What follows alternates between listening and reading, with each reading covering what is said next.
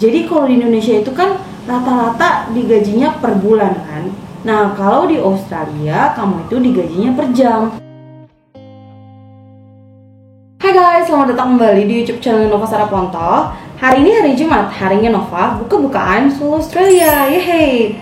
Jadi topik kali ini aku mau membahas mengenai sesuatu yang udah pengen aku bahas dari hari-hari sebelumnya, cuman aku lupa terus dan belum kebikin draftnya.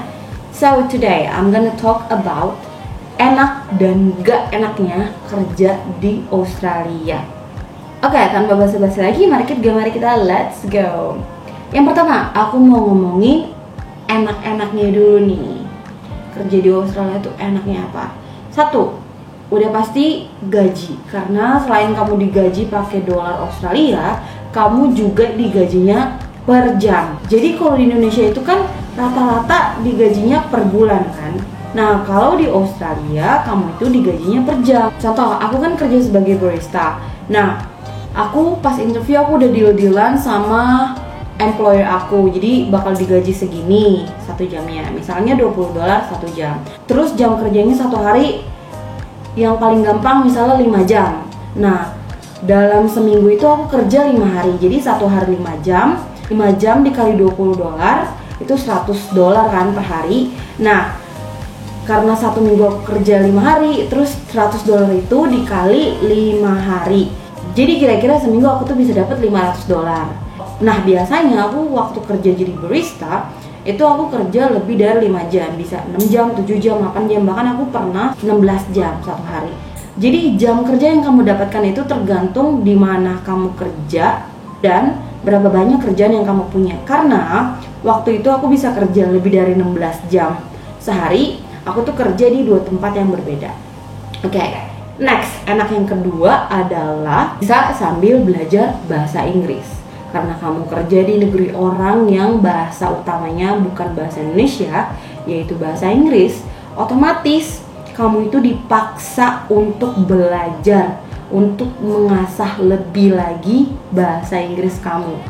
Dan enaknya kamu juga bisa langsung belajar sama native speakernya. Next, enak yang ketiga adalah kamu punya kesempatan untuk kerja dengan orang-orang dari berbagai macam negara. Contoh dari Nepal, India, Jepang, Eropa kayak Jerman, Belanda, Italia, banyak banget di situ. Dan mereka tuh membawa budaya, pengetahuan yang kalau misalnya kamu punya kesempatan untuk kerja bareng mereka, kamu bisa dapat teman baru, kamu bisa dapat informasi baru, pengetahuan baru, kamu bisa saling tukar budaya juga. Next, enaknya yang keempat adalah apapun kerjaan kamu, nggak akan ada orang yang melihat kamu sebelah mata, kamu nggak akan dipandang sebelah mata. Contohnya, misalnya kamu tuh kerja sebagai housekeeper, atau kamu kerja sebagai tukang bangunan, atau kamu kerja sebagai tukang las, tukang listrik, apapun itu yang kalau di Indonesia, mohon maaf aja ya, dilihatnya kayak, ih kerjanya cuma tukang bersih-bersih toilet. Tapi di Australia kamu nggak akan dilihat seperti itu. Bahkan orang-orang yang kerja sebagai housekeeper atau tukang bangunan, yang di sini bahasa kerennya construction workers, gajinya tuh bisa lebih gede dibanding orang-orang yang kerja di cafe atau restoran kayak aku jadi barista gitu-gitu. Gaji mereka bisa lebih gede. Next, enak yang kelima adalah aku menyadari kalau cara kerja aku tuh, ritme kerja aku tuh jadi lebih cepat, terorganisir dan efisien. Ini berdasarkan pengalaman pribadi aku ya. Kayak lebih tek gitu. Asik. Pokoknya lebih begitulah. Next, enaknya kerja di Australia yang keenam adalah kamu kerja dari Senin sampai Jumat, terus kamu kerja hari Sabtu dan Minggu, itu gajinya beda. Kamu kerja di hari Sabtu dan Minggu itu gajinya lebih tinggi dibanding kamu kerja di hari Senin sampai Jumat. Itu namanya weekend rates. Nah kalau kamu kerja pas public holiday, gaji kamu tuh bisa meningkat jadi 2,5 kali lipat per jamnya. Itu namanya public holiday rates. Dan public holiday rates dan weekend rates itu aku udah pernah bahas sebelumnya. Nanti akan aku taruh link videonya di description box kalau kalian mau nonton ya. Next, enak yang keenam, menurut aku pribadi aku rasain adalah aku bisa jauh lebih berani untuk speak up. Karena aku tuh selama hampir 3 tahun di Australia, aku ketemu berbagai macam customer rese yang kayaknya minta dipites gitu palanya. Dan ketika aku menilik ke belakang gitu, pas aku masih awal-awal kerja, ya kalau ada customer rese ya aku ya udah gitu, ya iya gitu kan, yang manggut-manggut gitu lah. Tapi kayak makin kesini aku makin kayak misalnya si customer ini mau refund, aku sekarang bisa jauh lebih pinter gitu menghadapi mereka. Dan aku juga kan ketemu sama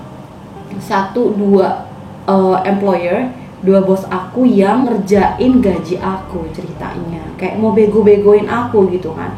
Kalau aku masih menganut sistem engge manut-manut wae, udah ada tuh uang gaji 1 minggu bisa aja nggak keluar. Tapi akhirnya aku speak up. Kalau mereka macam-macam, aku bilang aja bakal aku laporin ke Fair Work. Oke, itu list enaknya kerja di Australia. Sekarang aku mau bahas nggak enaknya kerja di Australia. Yang pertama, biaya hidup. Iya sih, kita digajinya pakai dolar Australia.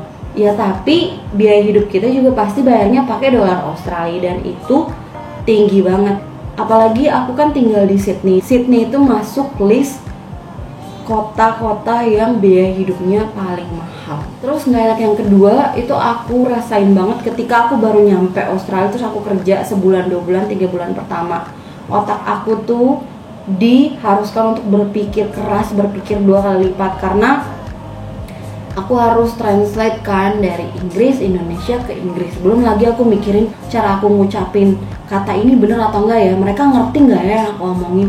Jadi kayak overthinking juga jadinya, ya begitulah, memperlambat komunikasi aku dengan customer dan rekan kerja aku gitu. Terus nggak enak terakhir yang aku rasain adalah kita itu dituntut kerja super duper cepat. Karena kita digajinya per jam, makanya kita dituntut untuk kerja super cepat.